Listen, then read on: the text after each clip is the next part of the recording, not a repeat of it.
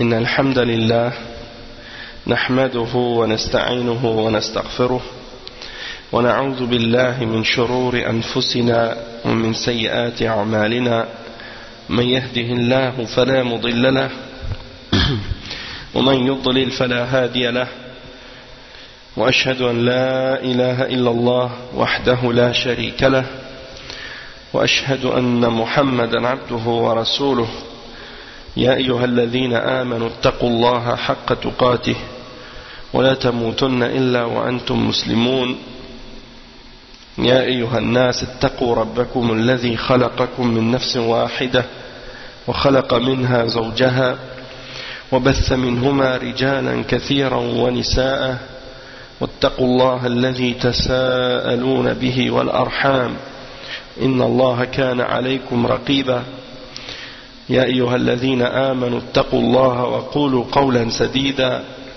يصلح لكم أعمالكم ويغفر لكم ذنوبكم ومن يطع الله ورسوله فقد فاز فوزا عظيما أما بعد وإن خير الكلام كلام الله وخير الهدي هدي محمد صلى الله عليه وسلم وإن شر الأمور محدثاتها وكل محدثة بدعة وكل بدعة ضلالة وكل ضلالة في النار أما بعد.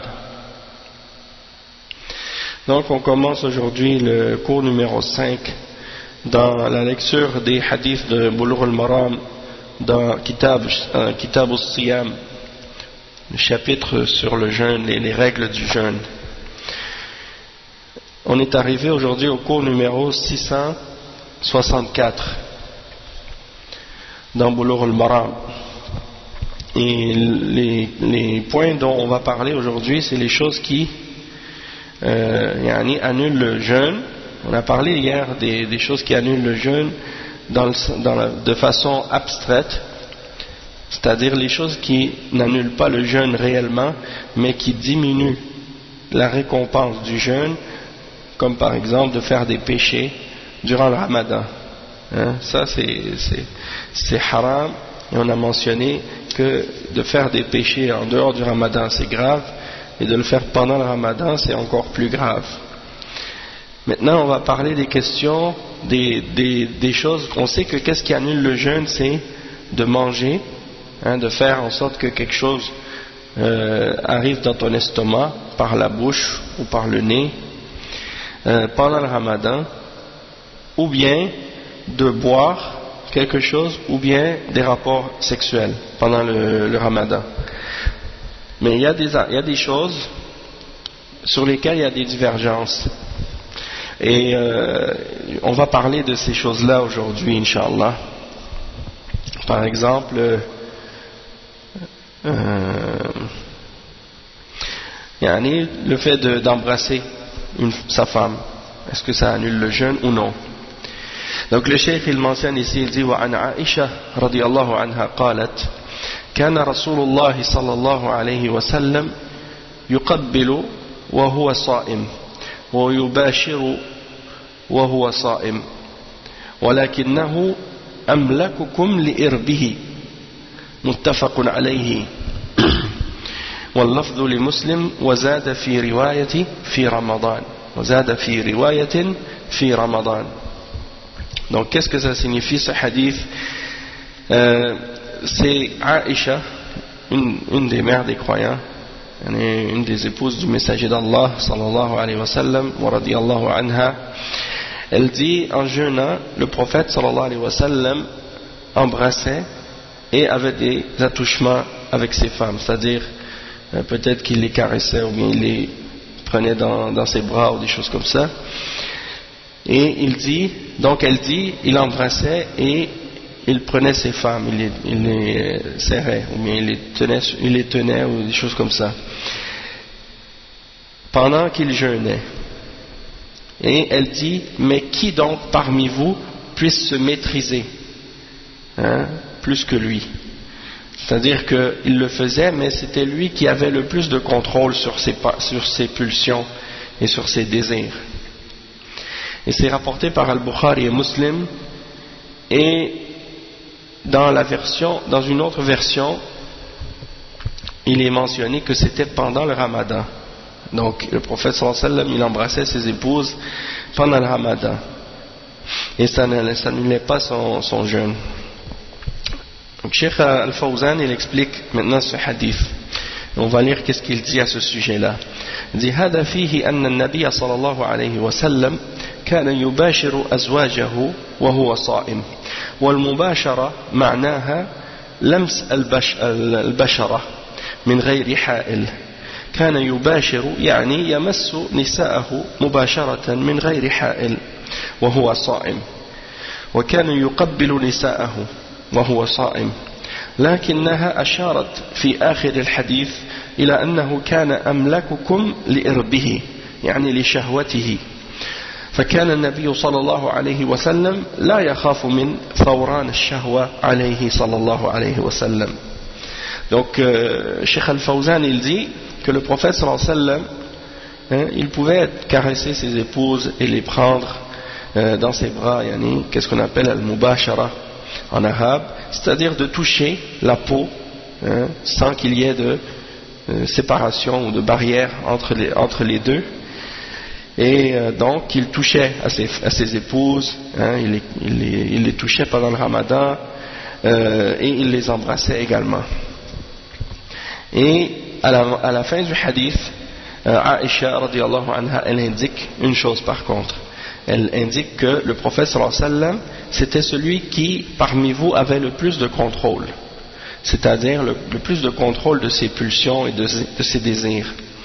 Donc le prophète sallallahu alayhi wa sallam, il ne craignait pas pour lui-même de laisser ses désirs prendre le dessus sur lui, tandis que peut-être que d'autres que lui pourraient facilement se laisser prendre par leurs désirs, puis du fait qu'ils embrassent leurs épouses ou bien qu'ils les caressent ou des choses comme ça, eh bien ça les amène à vouloir aller plus loin, puis à briser ou rompre leur jeûne à cause de ça. Donc le cheikh il dit فدل على جواز مباشرة الصائم لأهله يعني لمس زوجته يعني لمس زوجته وتقبيلها إذا كان ذلك لا يثير شهوته أما إذا كان يثير شهوته فإنه لا يجوز له ذلك بل يبتعد عنه لأنه وسيلة إلى الشر.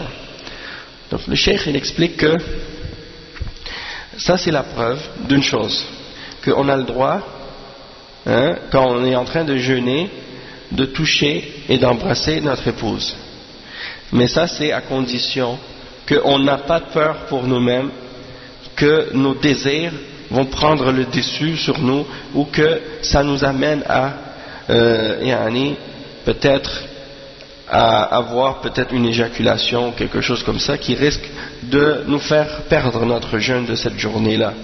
Donc le mieux dans ce cas-là, si on craint pour soi-même qu'on ait trop de désirs ou qu'on ne soit pas capable de se retenir, de s'écarter de ce genre de choses-là, parce que ça peut nous amener à quelque chose de mal. Il dit ومن هنا قال الفقهاء يرخص في القبلة لشيخ يعني شيخ كبير السن وينهى عنها لشاب لأن الشاب مظنة قوة الشهوة وثورانها.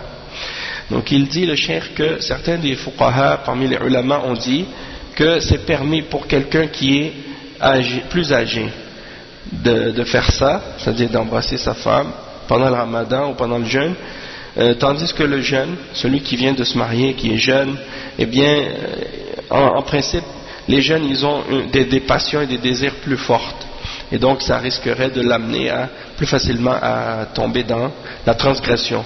Donc ce serait permis pour les personnes plus âgées, tandis que les personnes plus jeunes, eh bien, ils doivent se retenir de faire ça. Et il dit وإذن فلا يجوز الترخيص للصائمين بالمباشرة والتقبيل مطلقا كما يقول بعض طلبة العلم لا بد من هذا القيد الذي ذكرته أم المؤمنين عائشة رضي الله عنها فالذي يرخص للصائمين بالتقبيل والمباشرة لزوجاتهم مطلقا يعني هذا غلط. لا بد من التفصيل بين من لا تتحرك شهوته وبين من تتحرك شهوته. Donc le cheikh il explique, il dit donc il n'est pas permis, donc il dit le cheikh il dit il n'est pas permis de donner la permission absolue et générale de toucher sa femme ou de l'embrasser. Il faut préciser et détailler, comme certains savants, certains hommes, certaines personnes qui recherchent la science, ils disent qu'il faut absolument mentionner cette restriction qui a été mentionnée par la mère des croyants, Aïcha radiyallahu anha, qui a mentionné que c'est permis, donc, mais c'est pas comme si il faut mentionner le fait que si on craint pour soi-même le désir, qu'il faut s'abstenir de le faire. Donc il est permis à la personne qui jeûne d'embrasser sa femme et de la toucher, de toucher à ses épouses de façon générale. De dire ça de façon générale, c'est une erreur. Il faut détailler et il faut préciser que si ça fait bouger tes désirs et tes pulsions, dans ce cas-là, il ne faut pas le faire. Toutefois, si ça n'a pas d'effet sur tes désirs, dans ce cas-là, c'est correct. Maintenant, Cheikh Al-Hafiz ibn Hajar, il a mentionné 3 hadiths ensuite. Et les 3 hadiths suivants parlent d'un sujet qui a rapport avec Al-Hijama. Al-Hijama pendant le Ramadan. Et Al-Hijama, c'est quoi? C'est de prendre du sang ou de faire une saignée, de faire sortir du mauvais sang. Et c'est un traitement qu'on utilise pour plusieurs maladies. Donc on appelle ça Al-Hijama. Le cheikh il mentionne donc le hadith 665. Il dit وعن ابن عباس رضي الله عنهما أن النبي صلى الله عليه وسلم احتجم وهو محرم واحتجم وهو صائم رواه البخاري. وعن شداد بن أوس رضي الله عنه أن رسول الله صلى الله عليه وسلم أتى على رجل بالبقيع وهو يحتجم في رمضان فقال أفطر الحاجم والمحجوم رواه الخمسة إلا الترمذي وصححه أحمد وابن خزيمة وابن حبان. وعن أنس بن مالك قال أول ما ذكرت الحجامة للصائم أول ما كرهت الحجامة أول ما كرهت الحجامة للصائمين أن جعفر بن أبي طالب احتجم وهو صائم فمر به النبي صلى الله عليه وسلم فقال أفطر هذان ثم رخص النبي صلى الله عليه وسلم بعد في الحجامة للصائم وكان أنس يحتجم وهو صائم رواه الدارقطني وقواه. Donc ça c'est les 3 hadiths en question. Le premier hadith qui est rapporté selon Abdullah ibn Abbas radiyallahu anhuma, qui mentionne, il est rapporté par Al-Bukhari, il dit que le prophète sallallahu alayhi wa sallam s'est appliqué des saignées, il a fait le hijama alors qu'il était en état d'ihram. En état d'ihram, c'est-à-dire en état de sacralisation, parce qu'il était soit dans la umrah ou dans le hajj. Donc on appelle l'état de la personne quand il est dans l'état de sacralisation, disons quand il est en ihram, en état d'ihram, il a fait, le prophète sallallahu alayhi wa sallam a fait al-hijama pendant qu'il était muhrim, dans le hajj ou dans la umrah. Ensuite il dit, et il a fait le hijama alors qu'il était en train de jeûner. Donc ça c'est le hadith 665 rapporté selon Ibn Abbas. Le hadith suivant, 666, qui est rapporté selon Shaddad ibn Aus, radiyallahu anhu, que le prophète sallallahu alayhi wa sallam a vu un homme dans le Baqi'. Le Baqi', c'est l'endroit où on enterre les musulmans, à côté de, sinon c'est à l'est de la mosquée du prophète sallallahu alayhi wa sallam, c'est le cimetière de Médine, à côté de la mosquée du prophète sallallahu alayhi wa sallam. Donc il était dans le Baqi' et il a vu cet homme en train de se faire une hijama au mois de Ramadan. Alors le prophète sallallahu alayhi wa sallam a dit, celui qui pratique et celui qui en fait, il cesse d'être jeûneur. C'est-à-dire celui qui fait la hijama, pratique la hijama sur quelqu'un, et celui qui subit la hijama, les deux ont cessé d'être jeûneurs, c'est-à-dire ils ont annulé ou rompu leur jeûne. D'accord? Et ça c'est rapporté par les 5, c'était rapporté par les 5 à l'exception de At-Tirmidhi.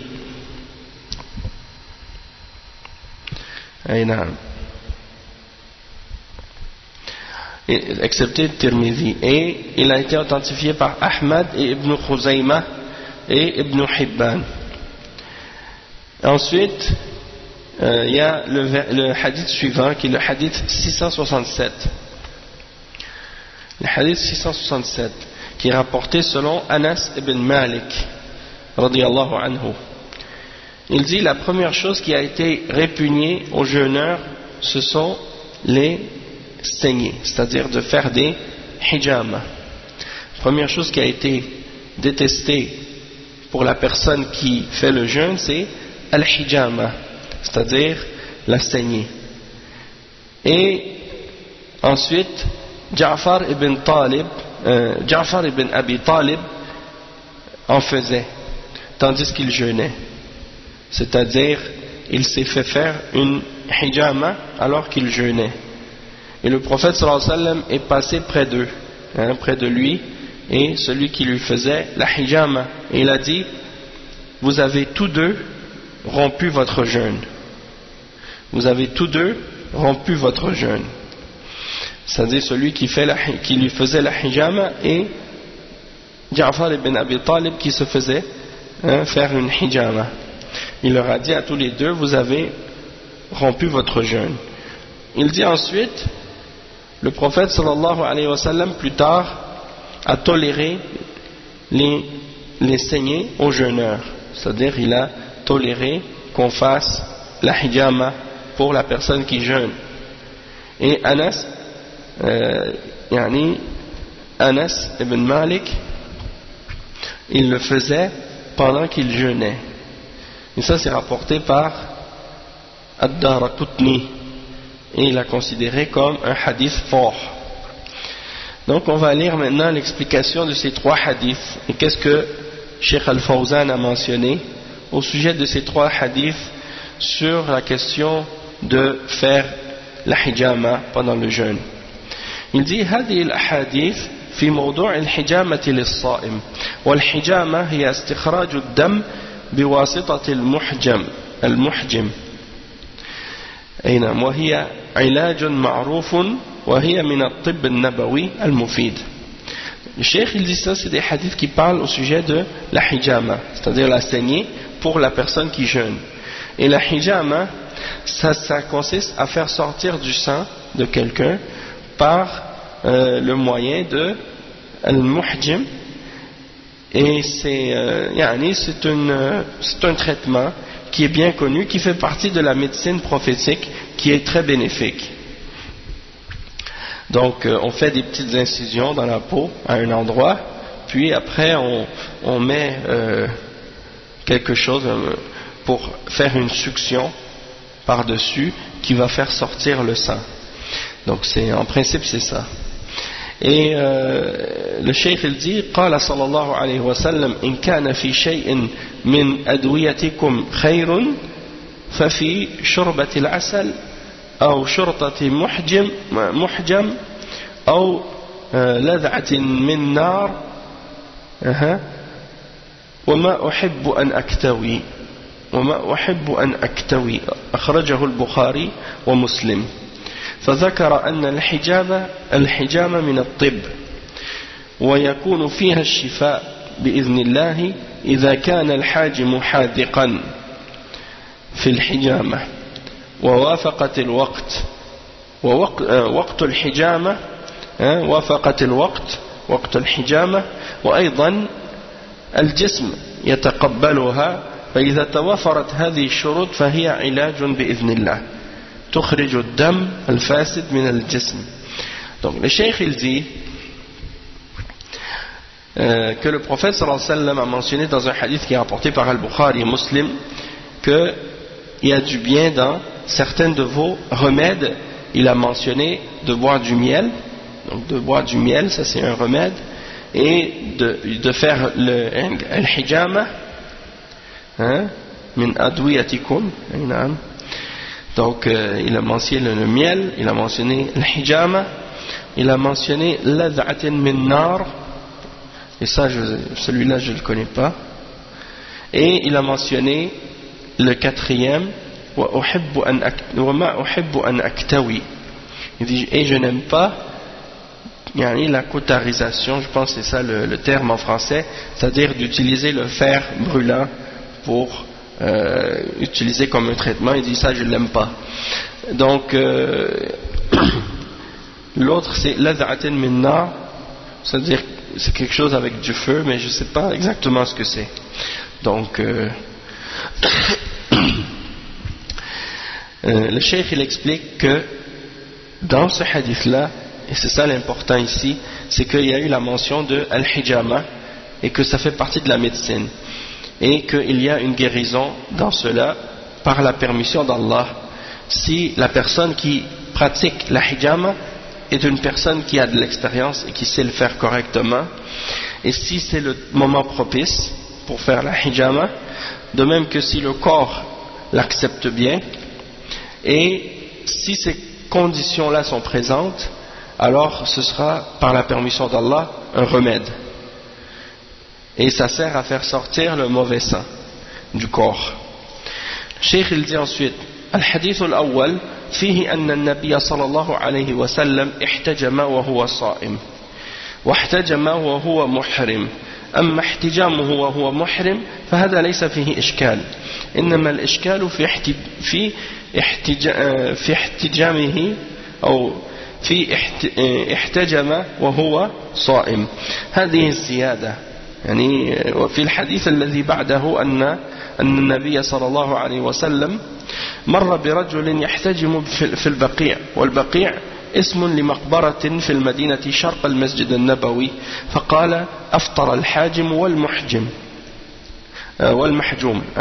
أفطر الحاجم والمحجوم. Le cheikh il dit, le premier hadith qu'on a lu, 665, il mentionne que le prophète sallallahu alayhi wa sallam s'est fait faire une hijama alors qu'il jeûnait, et il l'a fait quand il était en état d'ihram aussi. Il dit, en ce qui concerne son ihtijam, le fait qu'il s'est fait faire une hijama alors qu'il était en état d'ihram, ça il n'y a aucun problème là-dedans, c'est pas un problème parce que c'est permis. Il dit le problème vient uniquement dans la partie du hadith où il mentionne qu'il a fait la hijama alors qu'il était en train de jeûner. Il dit ça c'est un ajout. Il dit, et le hadith qui suit mentionne que le prophète sallallahu alayhi wa sallam est passé près d'un homme qui se faisait faire une hijama dans le Baqi'. Et al-Baqi' c'est, comme on a dit tout à l'heure, le nom d'un cimetière qui est à l'est de la mosquée du prophète sallallahu alayhi wa sallam.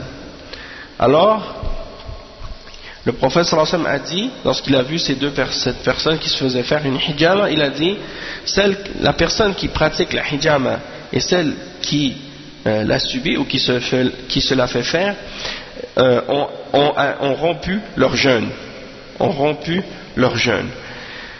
Le cheikh il dit الحديث الأول يدل على أن الحجامة لا تفطر الصائم والحديث الثاني يدل على أن الحجامة تفطر الصائم الحاجم والمحجوم أما المحجوم فلأنه سكب منه الدم الذي به قوة البدن نعم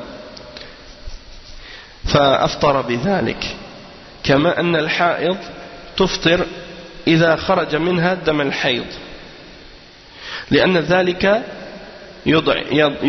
يضعفها عن الصيام وكذلك الاحتجام يضعف الصائم عن الصيام لاستخراج لأنه استخرج ما فيه قوته أما إفطار الحاجم فلأنه يتضمن الدم بالقرن ولا يأمن أن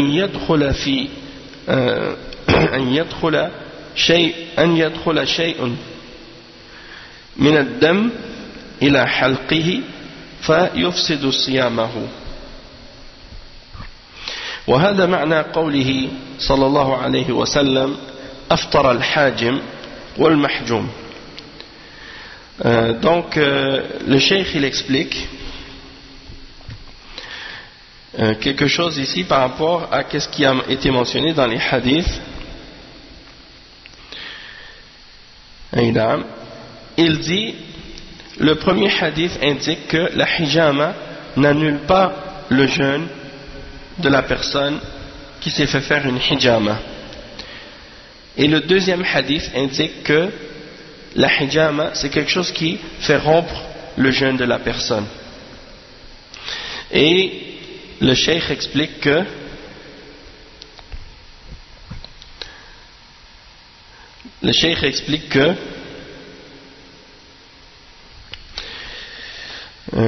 en ce qui concerne al-hajim wal-mahjoum, la personne qui fait la hijama et la personne qui l'a subie, c'est-à-dire qui se fait faire une hijama, les deux ont rompu leur jeûne. En ce qui concerne la personne qui s'est fait faire la hijama, eh bien c'est parce qu'il s'est fait enlever du sang, et dans le sang il y a sa force en fait, parce que c'est dans le sang que se situe ou qu'on retrouve les nutriments qui nourrissent le corps, hein? Donc lorsque la personne s'est fait faire une hijama, eh bien cela l'affaiblit. De la même manière que la femme qui a ses règles, hein, parce qu'elle a des pertes de sang, eh bien ça l'affaiblit. Donc c'est la même chose pour la personne lorsqu'elle s'est fait faire une hijama, ça l'affaiblit également. Et ça l'affaiblit également. Donc c'est pour ça que la personne qui se fait faire la hijama, ça annule son jeûne, parce que ça l'affaiblit pendant son jeûne. Et il dit parce qu'il a fait faire sortir le sang dans lequel il y a sa force. Tandis que la personne qui pratique la hijama, eh bien c'est parce que elle va aspirer le sang avec une corne ou quelque chose, hein, pour que le sang sorte. Et donc dans ce cas-là, ça fait en sorte que il risque d'y avoir du sang qui va rentrer dans sa gorge, et il risque de l'avaler et d'annuler son jeûne à cause de ça. Et donc c'est pour ça qu'il dit que c'est ça la signification de la parole du prophète sallallahu alayhi wa sallam, qui dit que la personne qui fait la hijama et celui qui se l'a fait faire, eh bien les deux ont rompu leur jeûne. Par contre ici, par rapport à ce que le cheikh mentionne, du fait que la personne qui fait la hijama ou qui pratique la hijama sur quelqu'un, que ça risque de briser ou d'annuler son jeûne ou de rompre son jeûne parce qu'il aspire du sang et qu'il risque de l'avaler sans faire exprès.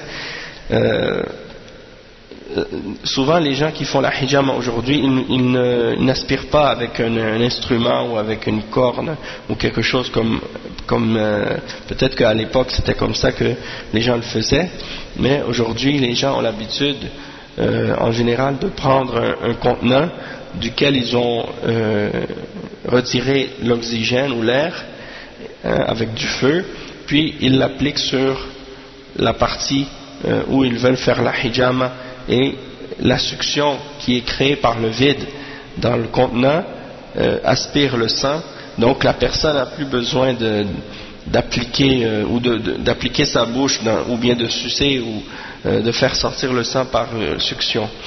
Donc dans ce cas-là il n'y aurait pas aucun danger à ce que la personne qui pratique la hijama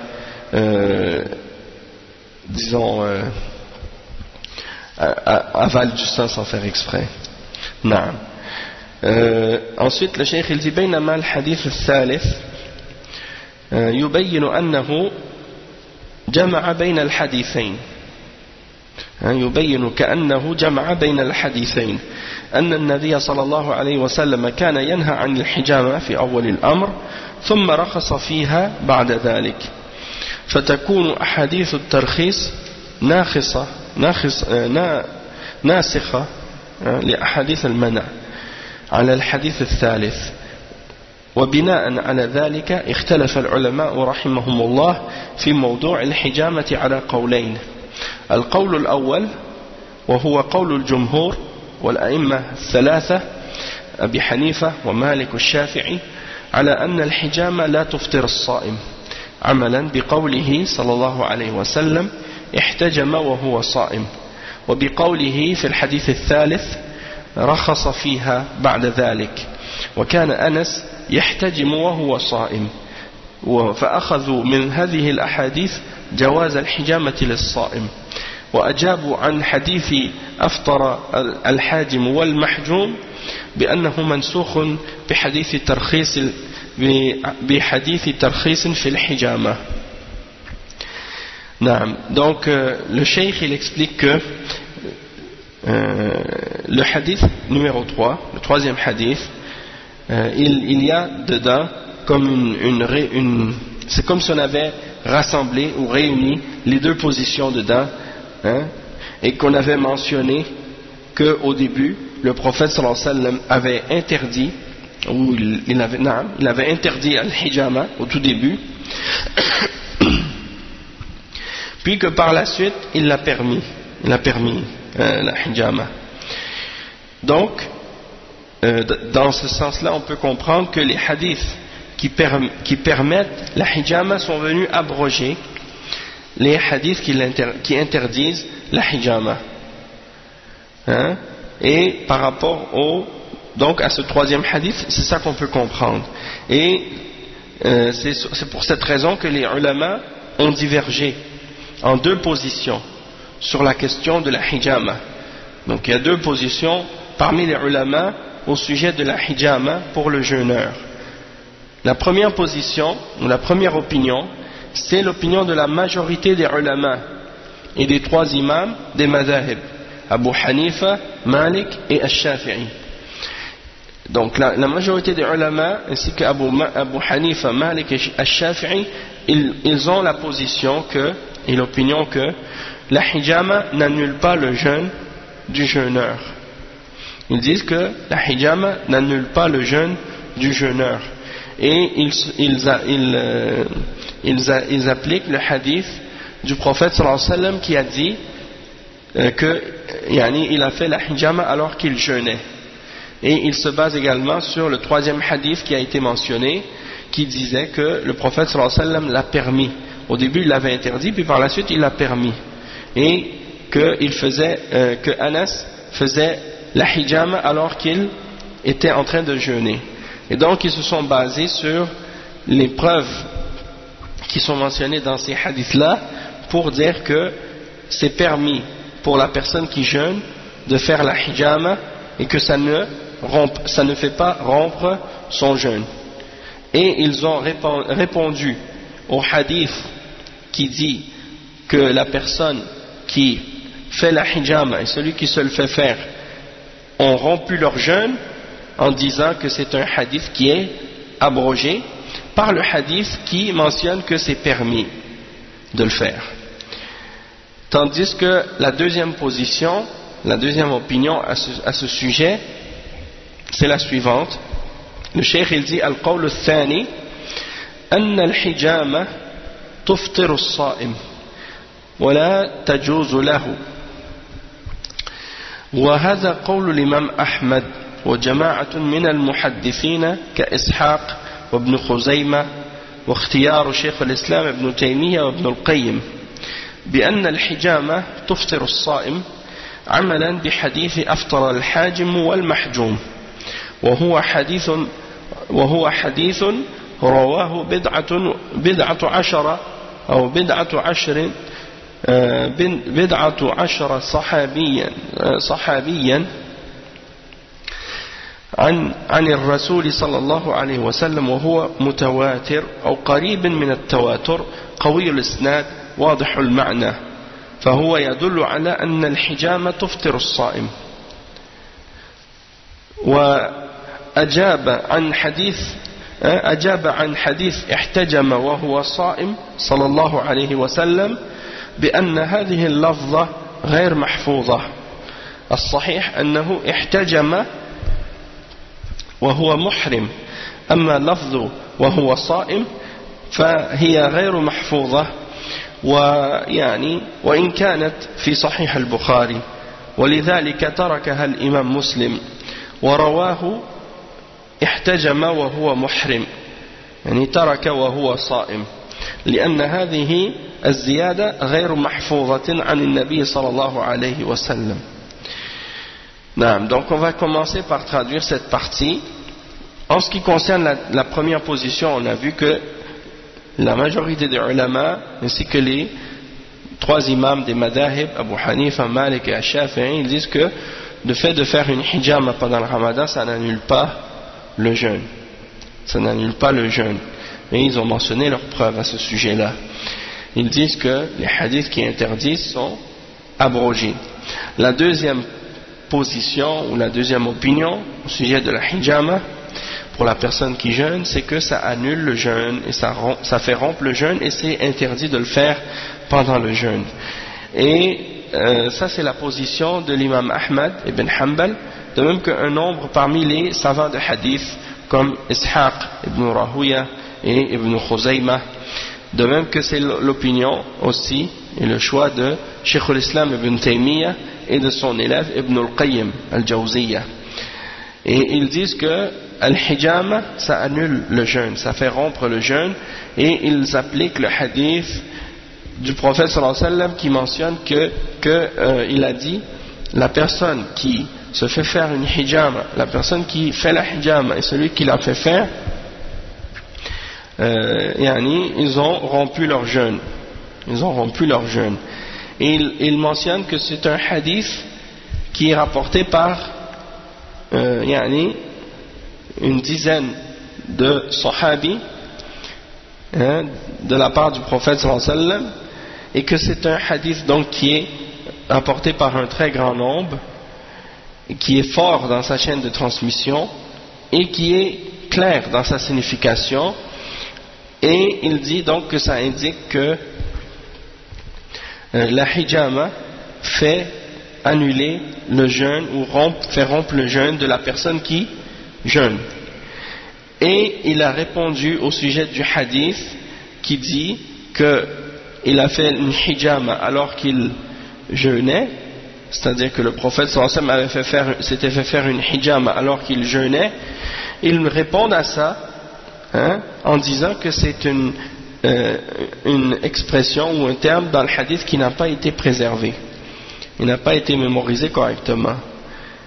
Et ils disent que qu'est-ce qui est authentique, qu'est-ce qui est correct, c'est de dire plutôt que il a fait la hijama alors qu'il était en état d'ihram et non pas lorsqu'il jeûnait, et que la version qui mentionne qu'il le faisait pendant qu'il jeûnait, même si elle est dans Sahih al-Bukhari, ils disent qu'elle n'a pas été préservée correctement, mémorisée correctement, et c'est pour cette raison ils disent que l'imam Muslim ne l'a pas mentionné, il a délaissé cette expression-là, et il a rapporté uniquement la partie qui mentionne qu'il a fait la hijama en état d'ihram.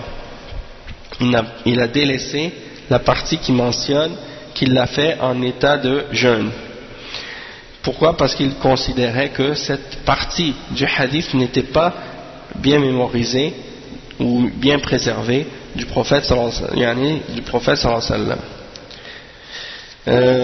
Il dit ensuite يقول الإمام أحمد هذه الزيادة غلط من الراوي غير محفوظة وتبعه على ذلك كثير من أئمة الحديث على أن هذه الزيادة غير محفوظة في الحديث وأن المحفوظ احتجم وهو محرم وأما الجواب عن حديث أنه رخص بعد ذلك فهذا حديث لا يقوى على نسخ حديث أفطر الحاجم والمحجوم لأنه حديث قوي رواه 11 صحابيا فلا بد من الترجيح قبل النسخ ولا يصار للنسخ إلا إذا تعذر الترجيح والترجيح هنا واضح لا يتساوى حديث أفطر الحاجم والمحجوم من جهة السند حيث وحديث رخص فيها بعد ذلك فيرجح حديث أفطر الحاجم والمحجوم لكثرة رواته وصحة سنده على حديث رخص في الحجامة بعد ذلك وهذا ما ذهب إليه الإمام أحمد وجمع من أئمة الحديث واختاره شيخ الإسلام ابن تيمية والإمام ابن القيم وهو المناسب للمعنى لأن الحجامة تخرج الدم من الصائم وتضعفه والمفترات يقولون على قسمين. Donc on va traduire cette partie.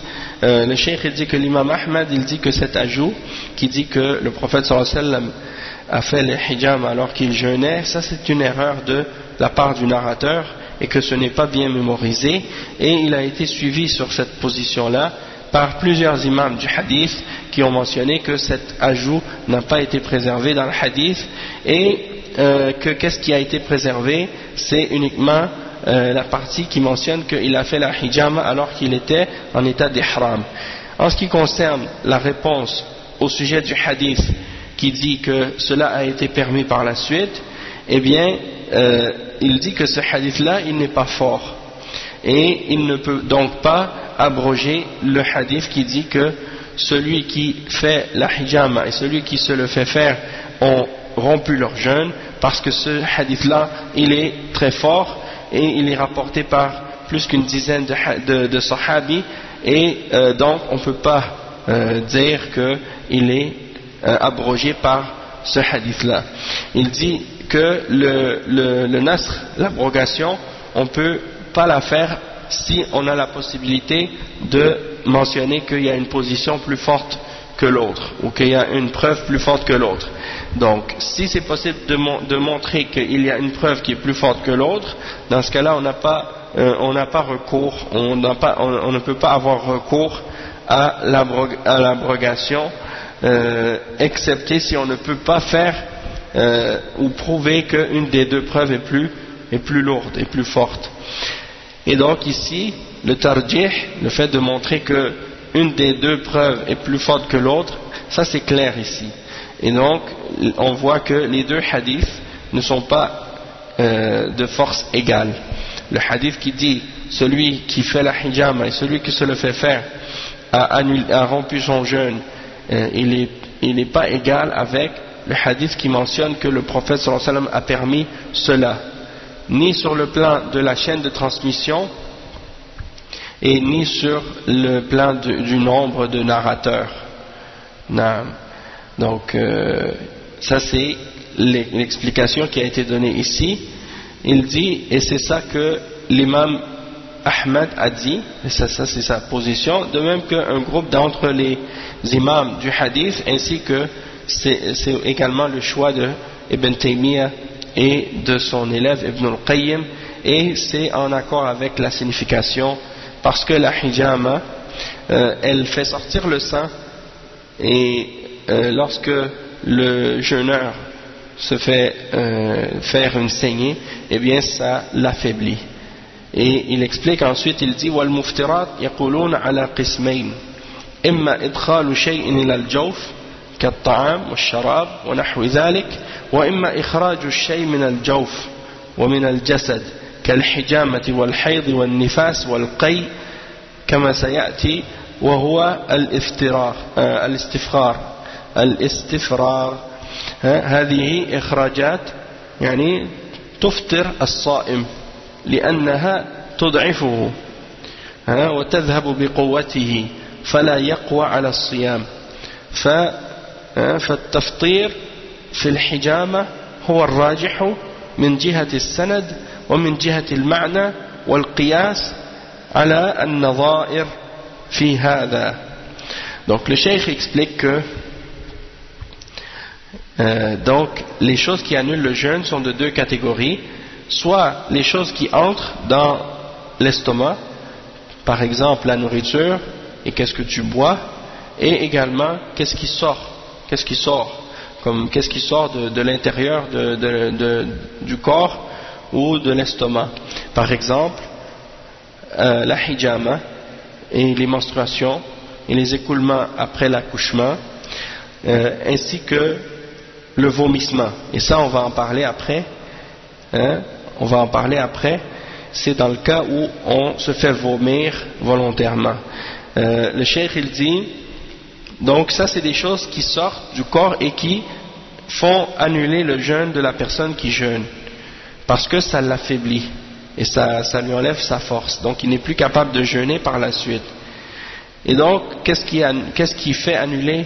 Donc on peut dire que le fait de dire que la hijama ou la saignée fait annuler le jeûne, ça c'est la position la plus correcte, la plus forte sur le plan de la chaîne de transmission et sur le plan de la signification et par rapport à l'analogie aux choses qui sont comparables. Donc ça c'est la position de Cheikh Al-Fawzan sur ce sujet. Parmi les deux positions, Cheikh Al-Fawzan il supporte la deuxième. Et il dit فَيَبْقَى مَا هُوَ بِمَعْنَى الْحِجَامَةِ مِثْلُ سَحْبِ الدَّمِ مِنَ الصَّائِمِ يعني سحب الدم من الصائم مثل الحجامة يفطر فإذا سحب دم من الصائم لإسعاف مريض أو التبرع به للمرضى فإنه يفطر بذلك لأن هذا مثل الحجامة تماما نعم. Le cheikh il dit qu'il reste encore à clarifier d'autres choses qui ont dans le même sens que la hijama, comme par exemple quand on se fait faire pas une prise de sang, mais quand on fait un don de sang, pour aider un malade dans une situation d'urgence, ou bien quand on fait don de notre sang pour les malades. Il dit que ça c'est la même chose que la hijama, et donc ça fait le fait de le faire, ça annule, ou ça fait rompre le jeûne, parce que il dit c'est comme la saignée, c'est comme la hijama, et il dit que ça affaiblit le jeûneur, donc ça a le même effet que la hijama. Il dit ensuite وأما إذا انجرح الصائم وخرج منه دم كثير فهذا لا يؤثر على صيامه لأن هذا بغير اختياره. إذا انجرح الصائم وخرج منه دم كثير فصيامه صحيح لأن هذا بغير اختياره بخلاف الحجامة وسحب الدم فإنه باختياره. Donc le cheikh il dit, en ce qui concerne la personne qui a été blessée alors qu'elle jeûne et qu'elle a perdu beaucoup de sang, il dit que cela n'a aucun effet sur son jeûne, parce que la personne en question, elle ne l'a pas fait volontairement. Il dit parce que la personne en question, elle ne l'a pas fait volontairement, c'est-à-dire elle n'a pas perdu ce sang-là volontairement, comme quand elle fait un don de sang ou bien quand elle fait la hijama.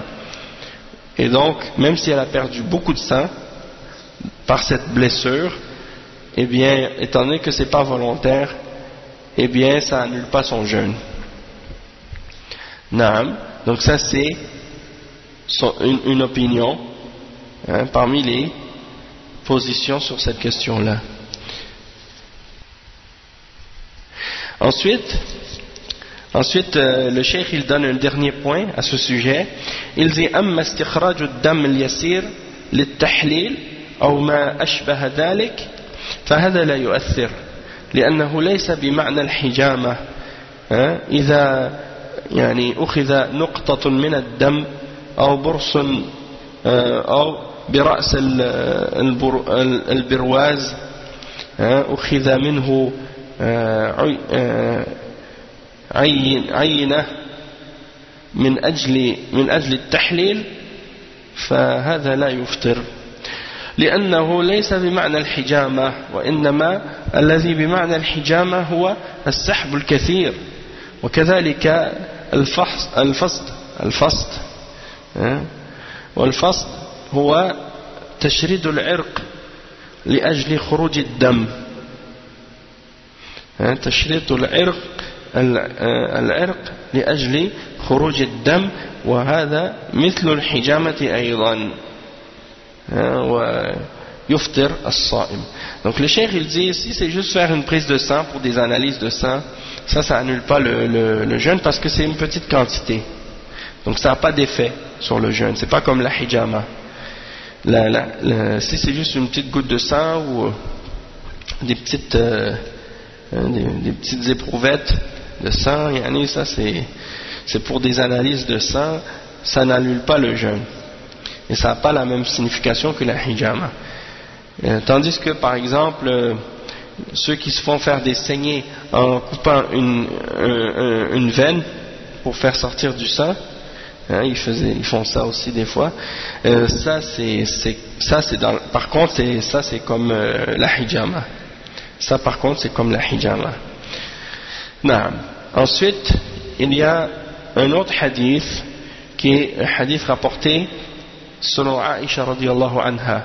Il dit عن عائشة رضي الله عنها أن النبي صلى الله عليه وسلم اكتحل في رمضان وهو صائم رواه ابن ماجه بإسناد ضعيف رواه ابن ماجه بإسناد ضعيف أي نعم وقال الترمذي لا يصح في هذا الباب شيء. نعم. Donc c'est le hadith qui est rapporté selon Aïcha radiyallahu anha. Elle dit que le prophète sallallahu alayhi wa sallam a mis du kohl dans ses yeux pendant qu'il jeûnait. Et il dit que le hadith est rapporté par Ibn Majah et que sa chaîne de transmission, sa chaîne de narrateur est da'if, elle est faible. Et At-Tirmidhi a dit il n'y a rien d'authentique à ce sujet dans cette question. Il n'y a aucun hadith authentique sur ce sujet. Par contre, Cheikh Al-Albani il l'a authentifié, le hadith en question. Il l'a mentionné dans Sahih Ibn Majah. Donc le hadith il n'est pas da'if. Al-Kuhl, ok, on va l'expliquer Inch'Allah. Al-Kuhl, c'est une poudre noire qu'on met dans les yeux.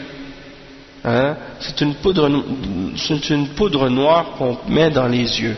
Et ça peut être employé ou utilisé comme cosmétique, dans le sens d'embellissement, pour épaissir les sourcils ou bien faire que ce soit plus épais. Donc les femmes l'utilisent comme cosmétique et on peut l'utiliser également, les hommes peuvent également l'utiliser aussi pour s'embellir aussi, comme le prophète sallallahu alayhi wa sallam il le faisait, et également il l'utilise aussi comme remède, comme médecine, comme remède. Et al-kuhl, donc le hadith en question mentionne que le prophète sallallahu alayhi wa sallam en a mis dans ses yeux pendant qu'il jeûnait. Le cheikh il mentionne, Cheikh Al-Fawzan, ça c'est le hadith 668, il dit, non, qu'est-ce qu'il dit? Le cheikh il dit que هذا موضوع الاكتحال للصائم وهو وضع الكحل في العينين أو وضع الدواء أو وضع القطرة في العينين، هل يفطر الصائم أم لا أو لا؟ وهذا لم يرد فيه شيء. قال الترمذي لا يصح في هذا الباب شيء لا بالنفي ولا بالإثبات، فالأصل الإباحة، لأن العين ليست منفذا تصل إلى الجوف، فيجوز للصائم أن يكتحل، ويجوز له أن يقطر في عينيه، ويجوز له أن يتداوى في عينيه، لأنه لم يرد ما يمنع من ذلك، إلا أن العلماء يقولون الأولى تجنب هذا في النهار، لأنه قد يتسرب شيء إلى حلقه، ولذلك إذا وضع الإنسان شيئا في عينه وجد طعمه في حلقه أو لونه في حلقه، فهذا مظنة أنه يتسرب إلى الحلق، وهذا شيء مشاهد، أن الإنسان إذا وضع في عينه دواء أو قطرة يجد طعمه ذلك أو أثره في حلقه، ثم حتى ولو لم يرد فيه نص فهذا يؤخذ من الواقع، فيكره الكحل، ووضع الدواء في العين أو القطرة في العين أقل أحواله أنه يكره، لأنه يصل إلى الحلق، وهذا شيء مجرب ومشاهد. Donc le cheikh il explique que la question de mettre du kuhl pour le jeûneur, c'est-à-dire de mettre du kuhl dans les deux yeux, et ça comprend également le fait de mettre un médicament, de mettre des gouttes dans les yeux. Est-ce que ça annule le jeûne ou non? Et le cheikh il dit que, comme c'est mentionné par At-Tirmidhi, qu'il n'y a rien d'authentique sur ça, en voulant dire qu'il dit qu'il n'y a rien d'authentique dans le sens qu'il n'y a rien qui a été mentionné ni pour l'interdire ni pour le permettre, selon qu'est-ce qui a été mentionné par At-Tirmidhi. Donc à la base ce serait quelque chose qui est permis, puisque la base dans les règles de la charia, c'est que si quelque chose n'a pas été interdit par la charia, donc c'est permis de le faire, et jusqu'à preuve du contraire dans un texte explicite. Pourquoi? Parce que l'œil, c'est pas en principe c'est pas une entrée vers l'estomac, et donc il dit que dans ce cas-là ça voudrait dire que c'est permis pour la personne qui jeûne de mettre du kuhl, et il lui serait également permis de mettre des gouttes dans ses yeux, et il lui serait permis également de mettre un traitement dans ses yeux, un médicament dans ses yeux ou quelque chose comme ça, et qu'il n'y a pas eu de mention de quoi que ce soit qui prouverait que ce soit interdit de le faire, excepté que les ulama de l'islam ont dit qu'il est mieux de l'éviter pendant le jour, parce qu'il est possible que des gouttes que tu mettes dans tes yeux ou quelque chose que tu mettes dans tes yeux puisse arriver jusqu'à la gorge et rentrer dans ton estomac. Et il dit, c'est pour ça que lorsque parfois quelqu'un il met quelque chose dans ses yeux, il peut, des fois il goûte le goût de la chose dans sa gorge, ou la couleur. Donc ça veut dire que c'est possible que quelque chose entre jusque dans sa gorge et dans son estomac par la suite. Et on l'a vu, et c'est arrivé à plusieurs personnes qui ont mis des gouttes dans leurs yeux, hein, puis ils goûtent le goût, ils ont eu le goût de ce médicament-là dans leur gorge, ou l'effet de ce médicament dans leur gorge. Et donc ça laisse croire que même s'il n'y a pas de texte explicite qui mentionne quoi que ce soit à ce sujet-là, on peut prendre un verdict de la réalité de qu'est-ce qui se produit aux gens lorsqu'ils ont des gouttes dans leurs yeux. Et ça indique une chose, c'est que c'est détestable d'utiliser le kuhl pendant le jour, pendant le jeûne, que c'est détestable de mettre du kuhl et de mettre également des gouttes ou bien un médicament dans les yeux. Et le moindre qu'on puisse dire de ces situations-là, c'est que c'est détestable, hein, parce que ça pourrait arriver jusque dans la gorge, et c'est quelque chose qui a été expérimenté, les gens ont vu ça. Hein.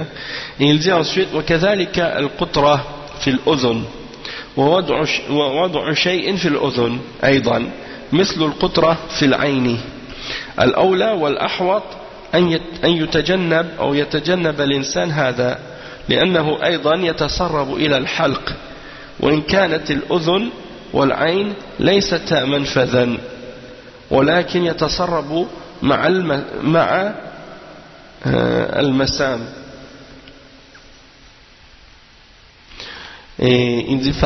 فيصل إلى الحلق فيتجنبه أفضل وأما القطرة التي في الأنف فهذا يفطر الصائم لأن الأنف منفذ ولهذا قال صلى الله عليه وسلم للمتوضي بالغ في الاستنشاق إلا أن تكون صائمة. Donc le cheikh il dit فالأنف منفذ فلا يضع في أنفه شيئا من الأدوية أو السوائل لأنه منفذ إلى الحلق وقد يغذى بعض المرضى عن طريق الأنف الصعود للصبي يوضع في الأنف يعني فالأنف يختلف عن العين ويختلف عن الأذن فلا يوضع فيه شيء وقت الصيام خشية أن يذهب إلى الحلق الخلاصة هذا يكره للصائم احتياطا. Donc le cheikh explique que de même que les gouttes dans les oreilles, les gouttes dans les oreilles c'est la même chose que les gouttes dans les yeux, c'est mieux de l'éviter et de s'en écarter pendant que tu jeûnes parce que c'est possible que ça arrive jusqu'à la gorge, hein? De toute façon toutes les voies, hein, des yeux, les yeux, les oreilles, tout ça c'est relié en arrière, hein? Donc il faut faire vraiment attention. Il y a des conduits dans le coin des yeux, au bord du nez, qui rejoignent le nez, hein? Donc quand tu mets des gouttes dans tes yeux, la raison pour laquelle tu le goûtes parfois, c'est que justement ça rentre dans les conduits, dans le coin des yeux, et ça descend par le nez jusqu'à la gorge. Donc il faut éviter, hein, de mettre des gouttes dans les yeux à cause de ça. Puis dans les oreilles, eh bien c'est la même chose, ça pourrait arriver aussi, que ça arrive jusqu'à la gorge. Et c'est donc même si les oreilles et les yeux sont pas des portes, disons, vers l'estomac direct, mais ça pourrait découler jusqu'à l'estomac. Donc il faut éviter ça. Et c'est mieux. Il dit ensuite que par contre les gouttes dans le nez, oui, ça annule le jeûne, ça fait rompre le jeûne. Donc il faut faire attention parce que le nez c'est une entrée vers l'estomac comme la bouche. Et la personne qui fait le wudu, le prophète sallallahu alayhi wa sallam a dit baligh fil istinshaq, c'est-à-dire mets beaucoup d'eau quand tu nettoies ton nez pendant le wudu, excepté lorsque tu jeûnes. Et ça c'est rapporté par Abu Daoud Ibn Majah, Tirmidhi, Nasa'i, et c'est authentifié par Ibn Hibban. Naam. Ensuite, il dit que donc le nez, c'est une entrée vers l'estomac, et donc il faut rien mettre dans le nez. Il ne faut pas mettre quoi que ce soit de médicaments ou de liquide dans le nez, parce que c'est une entrée vers l'estomac. Et quand tu fais l'oudou, tu laves ton nez, tu vas faire l'estinshaq, mais tu vas le faire avec pas beaucoup d'eau, puis tu ne vas pas aspirer trop fort pour éviter que de l'eau rentre dans ta gorge. Tandis que autre chose que ça, tu ne vas pas mettre des gouttes ou quoi que ce soit. Il dit même que le cheikh dit qu'il y a même des gens qui sont nourris par le nez parfois, on leur rentre des tubes dans le nez pour les nourrir lorsqu'ils sont malades. Et même les enfants, c'est comme ça qu'ils sont nourris par le nez. Donc, quand ils sont trop petits ou quand ils ne peuvent pas manger, on leur rentre les tubes dans le nez. Et donc ça, c'est différent des yeux et c'est différent des oreilles. Et donc, il ne faut rien mettre durant le jeûne par le nez, par crainte d'annuler le jeûne.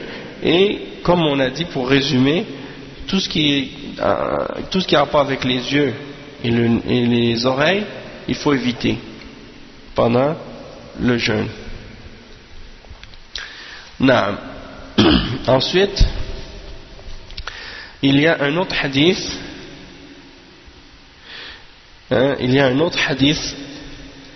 On a presque fini, Inch'Allah. Le hadith 669 qui est rapporté par Abu Huraira.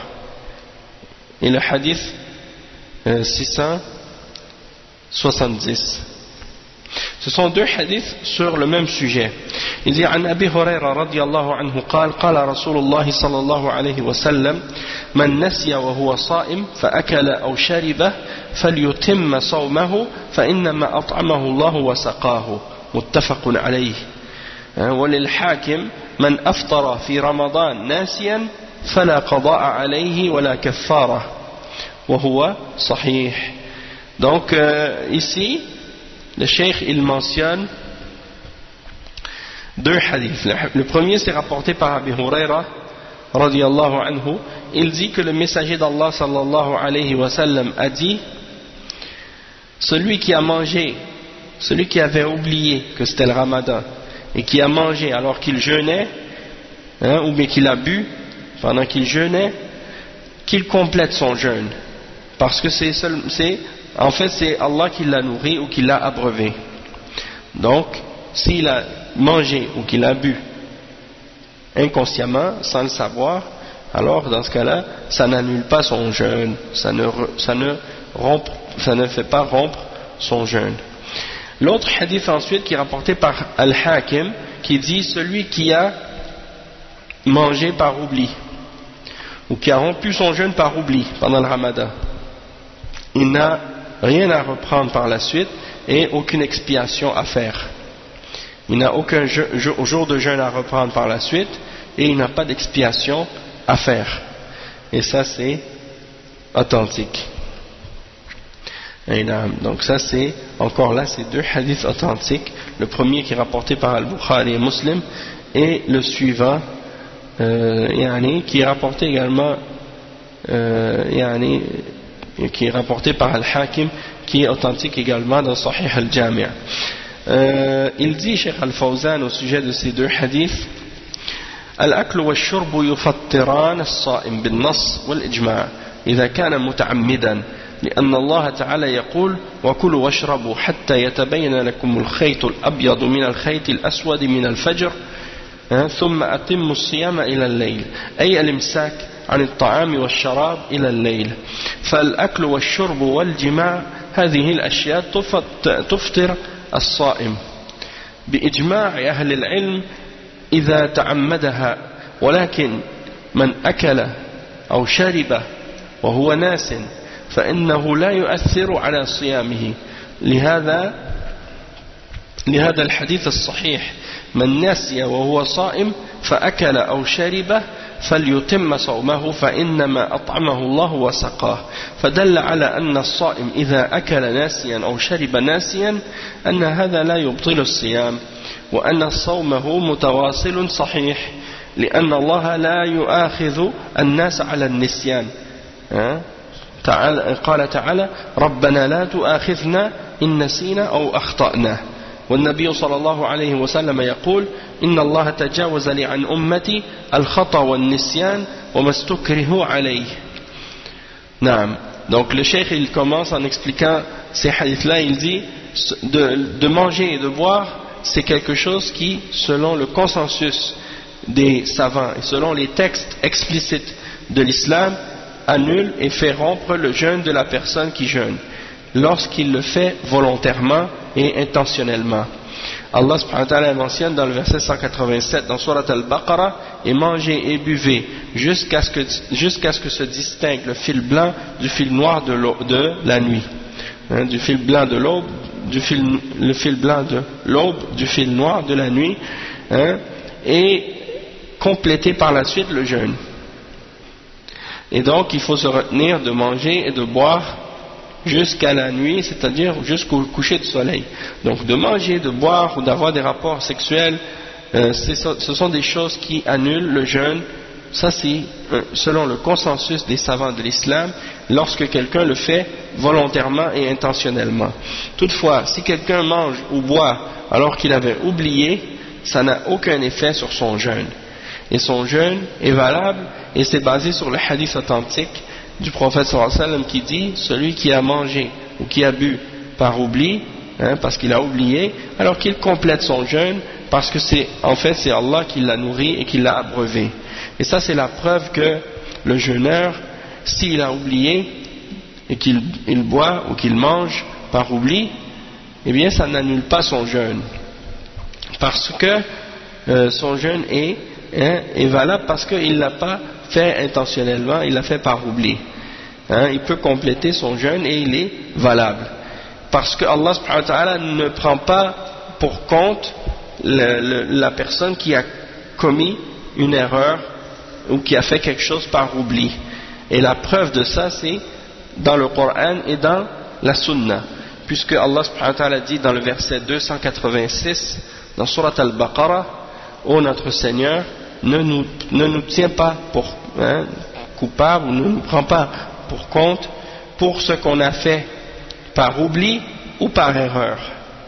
Et le prophète sallallahu alayhi wa sallam a dit: Allah, il passe par-dessus les choses que font ma umma par oubli, par erreur, par oubli ou par contrainte. Les choses dont elle a été contrainte, qu'on l'a contrainte de le faire. Ensuite le cheikh il dit: فإنما أطعمه الله وسقاه معناه أن هذا رزق ساقه الله إليه ليس له فيه اختيار ولم يتعمده وإنما هو شيء من الله جل وعلا أعطاه إياه فأطعمه الله وسقاه، فهذا من قبل الله لا من قبل العبد، وإنما الذي يفسد الصيام ما كان من قبل العبد متعمدا. Donc le cheikh il dit, c'est en fait dans le hadith on mentionne que le prophète sallallahu alayhi wa sallam a dit que c'est Allah qui nourrit la personne en question et qui l'a abreuvé. Ça veut dire quoi? Ça veut dire que ça c'est une subsistance que Allah lui a fait parvenir, et que ce n'est pas de son choix personnel, elle ne l'a pas fait volontairement, donc c'est pas elle qui a décidé ça, c'est Allah qui a voulu, et c'est Allah qui lui a donné. Donc c'est comme si Allah avait voulu la nourrir ou l'abreuver, et donc ça c'est de la part d'Allah et non pas de la part du serviteur. Et donc les choses qui annulent le jeûne, c'est uniquement lorsque c'est quelque chose qui est fait de la part du serviteur et qui est fait volontairement et intentionnellement. وفي الرواية الأخرى لا قضاء عليه وأصل الحديث ليتم صومه. وفي رواية لا قضاء عليه، فدل على أن صيامه صحيح، لأنه لو كان صيامه غير صحيح لوجب عليه القضاء، فالروايتان تدلان على أن صيامه صحيح ولا ينقطع بالأكل والشرب ناسيا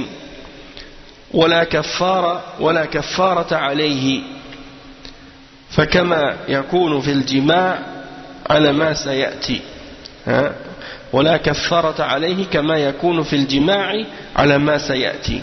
وهذا الحديث يدل على مسألة عظيمة وهي أن الصائم إذا أكل أو شرب ناسيا فإن هذا لا يؤثر على صيامه وليس عليه قضاء وليس عليه كفارة أيضا يعني وكأنه لم يأكل ولم يشرب. Donc le cheikh il dit dans l'autre narration qui est apportée par le Hakim, le prophète sallallahu alayhi wa sallam a dit et il n'a pas à reprendre les jours il n'a pas à reprendre ce jour dans lequel il a mangé ou qu'il a bu par oubli et qu'il complète son jeûne. La base du hadith dit et qu'il complète son jeûne, et dans une autre narration ça dit et il n'a pas à reprendre le jour, il n'a aucun qada, c'est-à-dire il n'a aucun jeûne à reprendre pour avoir bu ou mangé par oubli, et ça indique que son jeûne est valable. Pourquoi? Parce que si son jeûne n'était pas valable, eh bien il aurait été obligatoire pour lui de le reprendre ce jour. Et donc dans les deux narrations on indique donc que son jeûne est valable. Son jeûne est valable et il ne s'annule pas ou il n'est pas rompu par le fait d'avoir bu ou d'avoir mangé par oubli. Et il n'y a aucune expiation non plus qui est exigée de sa part. Comme c'est le cas pour la personne qui a des rapports sexuels pendant la journée. Lui, il a une expiation spécifique et spéciale, particulière, et on va en parler dans le hadith suivant, ou bien dans un des hadiths qui va suivre. Le cheikh dit ensuite فهذا الحديث يدل على مسألة عظيمة وهي أن الصيام. Donc le cheikh dit ce hadith là indique une grande chose, une question très, très grande, très importante, et c'est que le jeûneur, lorsqu'il mange ou lorsqu'il boit par oubli, eh bien cela n'a aucun effet sur son jeûne et il n'a pas à reprendre ce jour de jeûne, et il n'a pas non plus d'expiation à refaire. Donc en réalité c'est comme s'il n'avait rien mangé et c'est comme s'il n'avait rien bu, parce que c'est par oubli.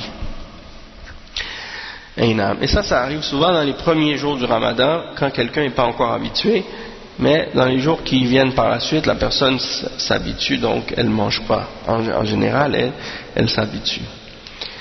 Le cheikh il dit ensuite le hadith suivant, et on va s'arrêter après ce hadith là. عن أبي هريرة رضي الله عنه قال قال رسول الله صلى الله عليه وسلم من ذرعه القي فلا قضاء عليه ومن استسقى فعليه القضاء ومن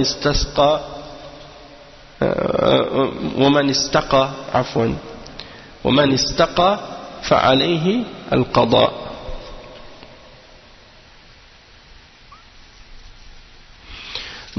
Donc c'est ça.